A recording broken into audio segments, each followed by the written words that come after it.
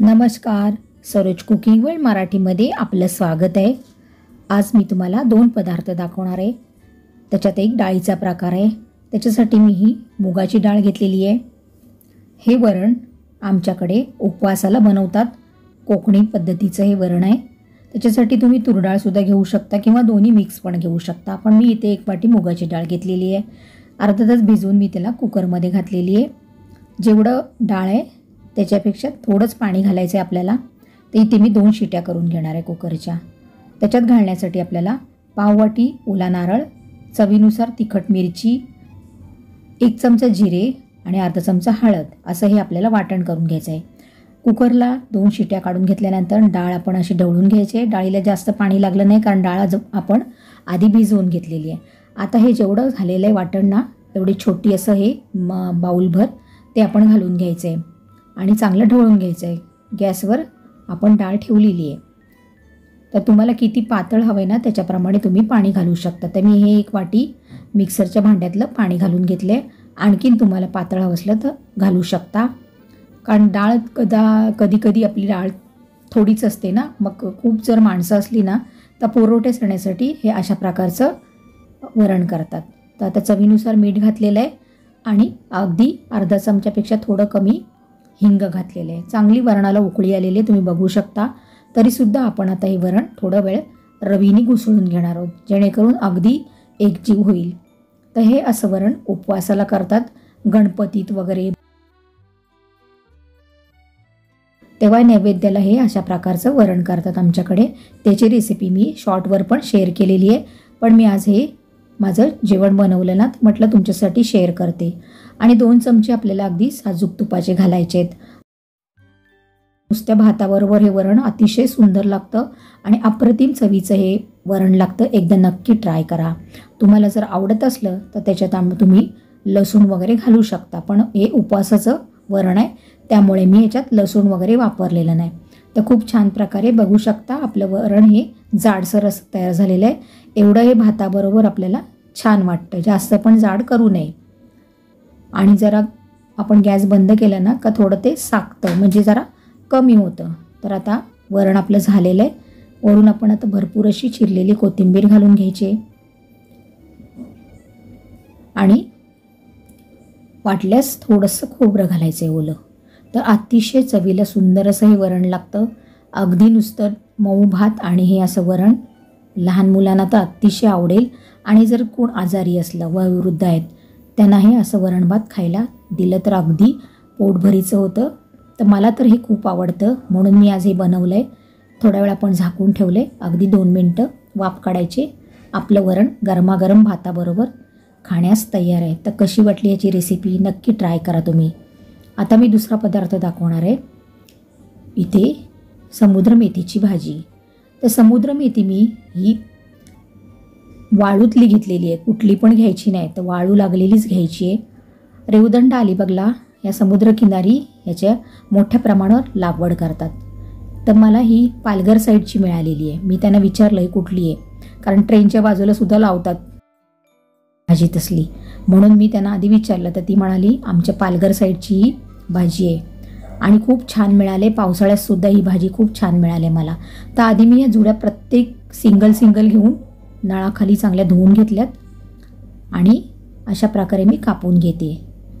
तर तुम्ही म्हणाले याच्यात काय दाखवायचं, पण ती एक पद्धत आहे। तर मी या पद्धतीने ही समुद्र मेथी एकदा शॉर्टमध्ये दाखवलेली आहे। तर पुन्हा मी आज ही बनवली ना, म्हणून मी लॉंग व्हिडिओमध्ये ही शेअर करत आहे। तर आधी पूर्ण जुड्या ह्या सगळ्या चेक करायच्या आहेत आणि नंतर आपल्याला धुवून घ्यायच्या आहेत आणि पुन्हा कसं धुवायचं ना ते मी तुम्हाला दाखवणार आहे। तर अशाच मी सगळ्या जुड्या आता कापून घेते। अगदी शेवटचं जरासं टोक उडवून टाकायचं आणि किचन सीझरनी अशा प्रकारे कापून घ्यायच्या। जुड्या सोडल्या ना तर सगळ्या त्या मोकळ्या होतील आणि कापायला आपल्याला नीट जमणार नाही, म्हणून अशा प्रकारे आपण जुडी बांधूनच आधी धुवून घ्यायच्या आहेत आणि नंतर कशा प्रकारे धुवायचं आहे ते मी तुम्हाला दाखवते। तर अशा प्रकारे सगळ्या आपण ह्या जुड्या आता कापून घेऊया। अतिशय सुंदर ह्याची भाजी लागते।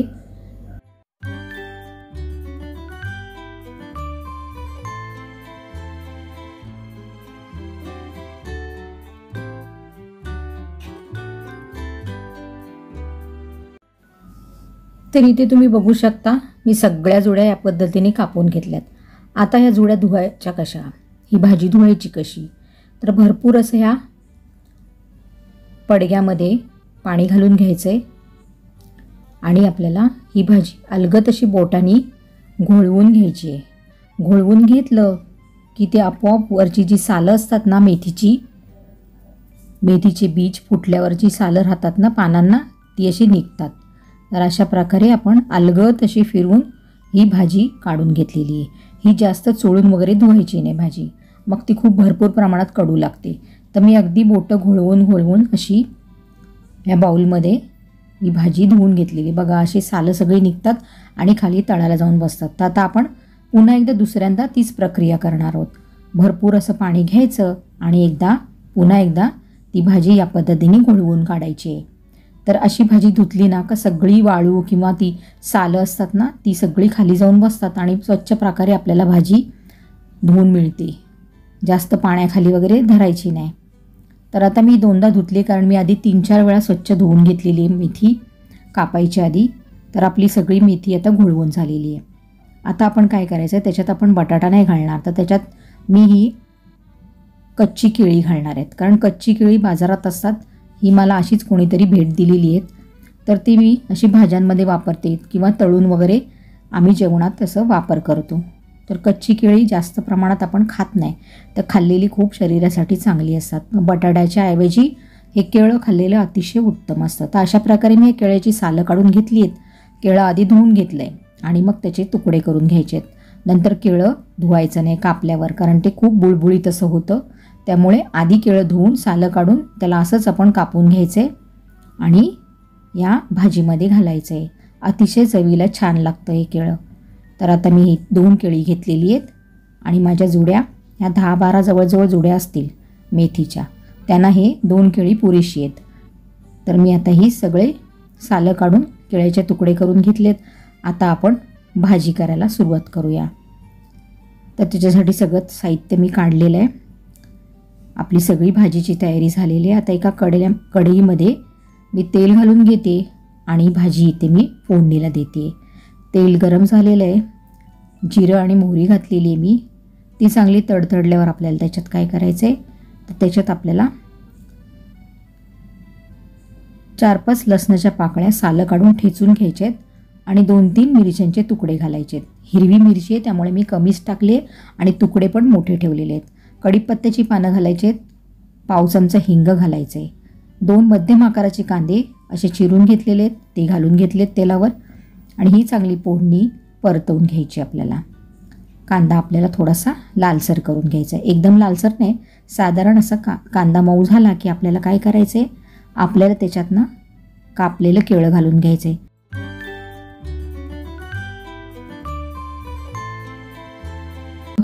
केळं घालून थोडा वेळ परतून घ्यायचं आहे. परतून घेतल्यावर आपल्याला आता ते झाकण देऊन ठेवायचं आहे. 4-5 मिनटं झाकण देऊन ठेवायचं आहे आणि थोडं झाकणावर पाणी ठेवायचं आहे. वाफेने केळं शिजलं जाईल थोड्या प्रमाणात.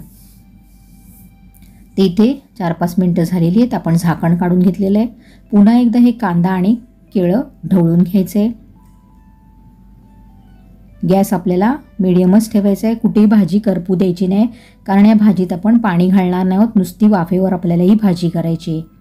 तर आता कांदा आणि केळं ढवळून झालेलं आहे. केळं पण साधारण शिजत आलेलं आहे.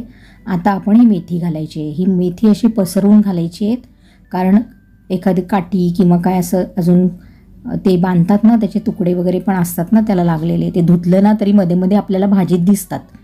तर म्हणून आपण ती अशी पसरवून घालायची भाजी. काय असलं आणखीन तर आपल्याला ते दिसण्यात येतं. तर अशी मी पसरवून ठेवले. आता अशीच भाजी मी ही 4-5 मिनटं वाफेवर शिजू देणार आहे. तिला अजिबात काय करायचं नाही, नुसती अशी मोकळी लावून ठेवायची. 4-5 मिनटं झालेली आहेत. भाजीचं झाकण काढलेलं आहे. भाजी थोड्या प्रमाणात आपली आळलेली आहे, म्हणजे भाजी थोडी कमी झालेली आहे. तर मी इथे अगदी अर्धा चमच्यापेक्षा कमी अशी हळद घालणार आहे. ती घातली आहे.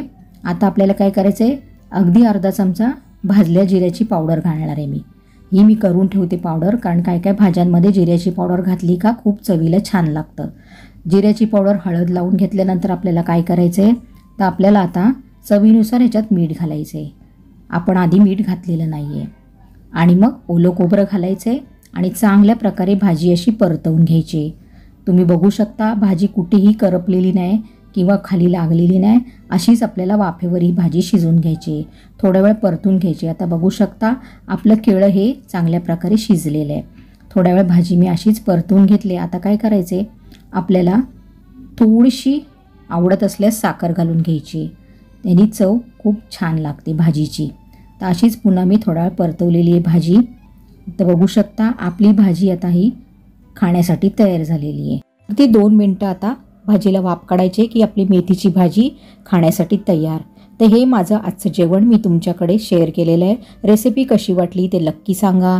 चॅनलला सबस्क्राईब केलं नसेल तर सबस्क्राईब करा आणि सरोज कुकिंग वर्ल्डला पुन्हा भेट द्या. रेसिपी संपूर्ण बघितल्याबद्दल धन्यवाद. Thanks for watching.